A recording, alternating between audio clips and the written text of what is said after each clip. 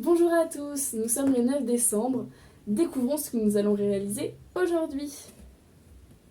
C'est parti pour fabriquer une petite maison en carton.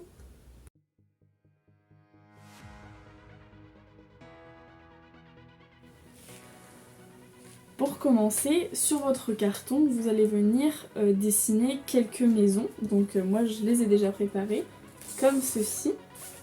Donc pour vous donner un ordre d'idée, la base de la maison mesure 15 cm, donc toute cette partie mesure 15 cm, et le plus grand toit mesure 7,5 cm et le plus petit 2 cm. Donc après les fenêtres, je les ai fait un petit peu aléatoirement, mais avec une règle quand même pour que ce soit toujours droit. Donc là j'en ai fait 3, ça fait à peu près en large...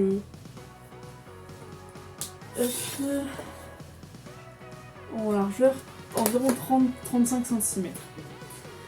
Donc là j'en ai fait 3, mais vous pouvez très bien faire des plus fines et en faire un peu plus. Et donc là on va appeler ça une rangée notre village de Noël. Si vous voulez faire plusieurs rangées, vous pouvez en faire sur plusieurs cartons, mais environ 30 cm par rangée on peut se dire.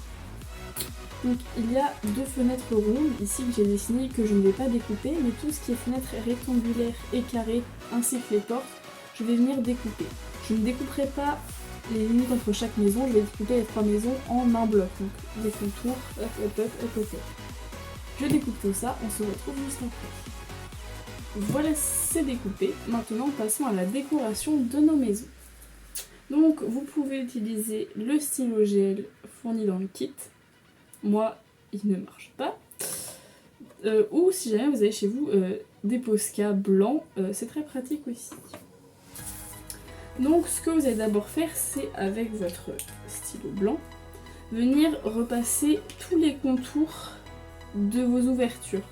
Je vous montre pour une fenêtre par exemple.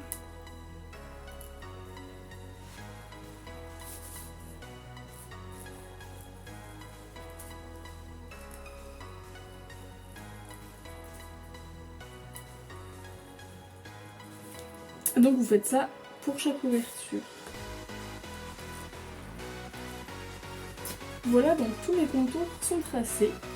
Ensuite, vous faites la même chose pour tout le tour de vos 3, 4 maisons, enfin du nombre de maisons que vous avez tracées, ainsi que sur chaque séparation des maisons. Et moi, je vais aussi rajouter un trait pour séparer le toit de la maison. Et en même temps, si vous avez fait des fenêtres rondes, comme moi j'ai fait ici et ici, vous pouvez aussi les faire en faisant le quadrillage à l'intérieur. Je m'en occupe et on se trouve juste après. Voilà, j'ai terminé le traçage de tous mes contours. Maintenant, ce que vous pouvez faire, c'est des petites décorations. Donc ça peut très bien être des petites feuilles, des petites guirlandes, des petits surcontours pour les fenêtres, ou même des petits sapins sur le devant. Enfin, je fais de mon côté.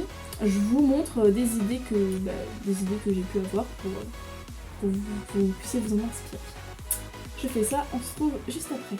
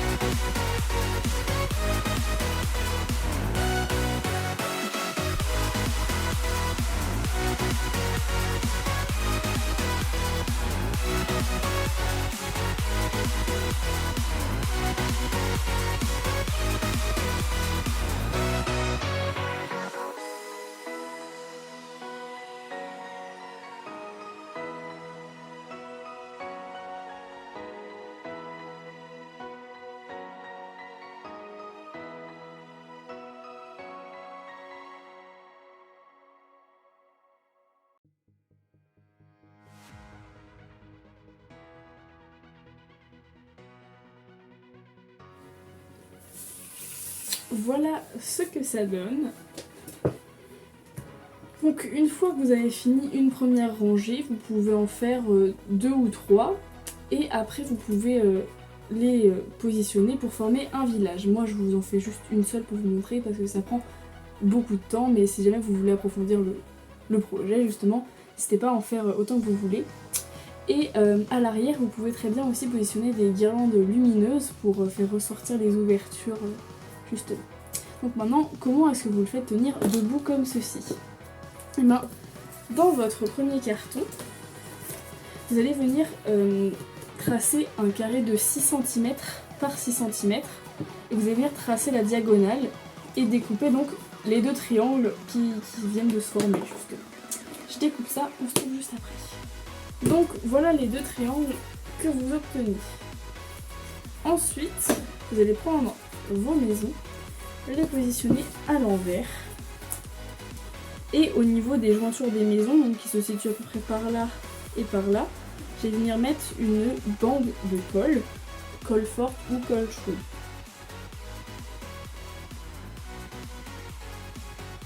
Il fait froid, donc ça a du mal à sortir la colle. Hein.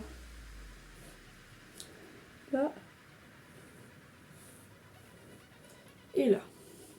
Et vous venez coller vos triangles comme ceci. Ouh là là, la colle, elle a pris froid. Vu que c'était un carré, il n'y a pas de côté plus grand que les autres, c'est le même côté. Peu importe le côté que vous collez, bah, sauf les diagonales hein, évidemment, mais vous avez compris. Et vous attendez que ça sèche.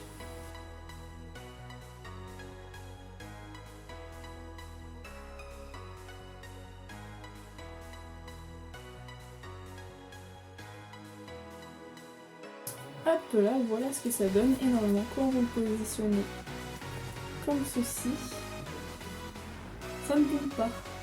Les mains elles sont là, ça ne tombe pas. Donc après, quand vous allez faire votre village, vous pouvez très bien recoller cette partie-là sur votre support pour être sûr vraiment que ça tombe pas en arrière ou en avant. Comme ça. Oups. Donc voilà, ce petit village de Noël est terminé. J'espère que ça vous a plu. Et on se retrouve demain pour un nouveau tuto. Ciao ciao!